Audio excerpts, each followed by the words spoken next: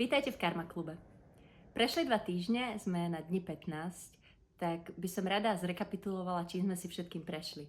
Možno, že máme za sebou myšlienky typu toto nedám, toto je ťažké, je to hrozné, ako sme už o tom hovorili v predošlých cvičeniach. A možno máte už aj dobré, radosné pocity. Stavy, kedy ste sa cítili naozaj, že sa môžete hrať, že môžete zase tvoriť slobodne, kedy ste sa dostali do určitého stavu flow a išlo vám to od ruky jedna radosť, jedna báseň. Chcela by som, aby sme si viac a viac navodzovali tieto stavy. A pretože prešli 2 týždne, chcela by som sa aj zamerať na to, čo sa vo vás posunulo. A ako sa chováte možno aj vo vzťahu k iným ľuďom. Možno, že ste cítili radosť, ale aj nádej a potom zase strach z toho, že cítite nádej. Môže to byť úplne všetko. Ak máte viac empatie k ostatným alebo ste menej kritickí, možno je to práve preto, že ste menej kritickí sami k sebe a máte viac empatie sami k sebe. Pretože my sme ako rieka a všetko to tečie a stále sa to mení. A byť v tom svojom umeleckom procese, v tom svojom dieťati znamená byť v tej rieke, byť tou riekou.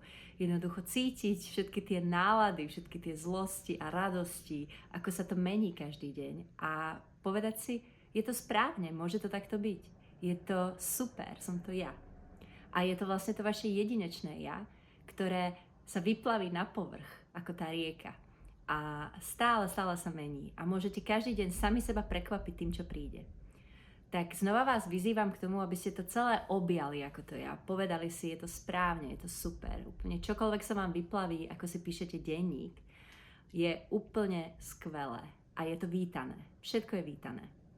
A v dnešnom cvičení sa chcem pozrieť na to, kde máme ešte medzery v tom, že samému sebe dovolíme byť taký, aký sme a snívať.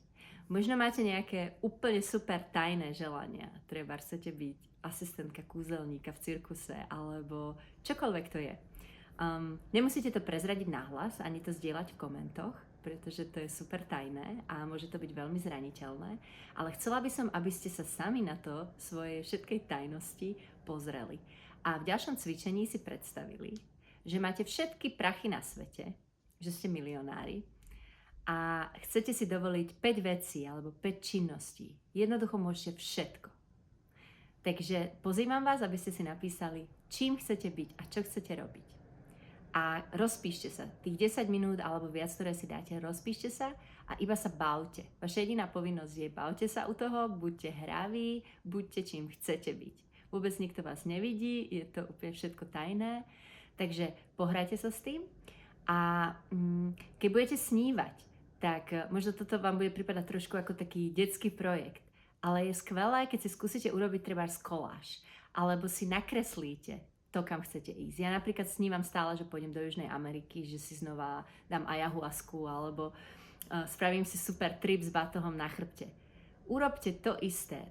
Vystrihnite si obrázky, kam chcete ísť. Alebo si to nakreslíte. Môžete farebne, alebo len s perom, čokoľvek. Keď vidíte sami seba, ako ja chcem dokončiť svoju knihu, tak si predstavím samu seba, ako som na autogramiáde a rozdávam podpisy a listujem svoju knihu a čuchám svoju knihu a je to super opojné. Takže vyzývam vás, aby ste si napísali a nakreslili svoje sny. No a potom je úplne super nápad si to niekde nalepiť, aby ste to videli. A čím viac na to pozeráte, tým viac môžete vidieť priestor, ako tieto sny dostať do tohto života, kde sme teraz. Ako čo najlepšie sa priblížiť tomu, kde chceme byť. Veľmi sa budem tešiť na to, čo z vás vypadne a na to, ako budete zdieľať, aspoň ako ste sa pri tom cítili.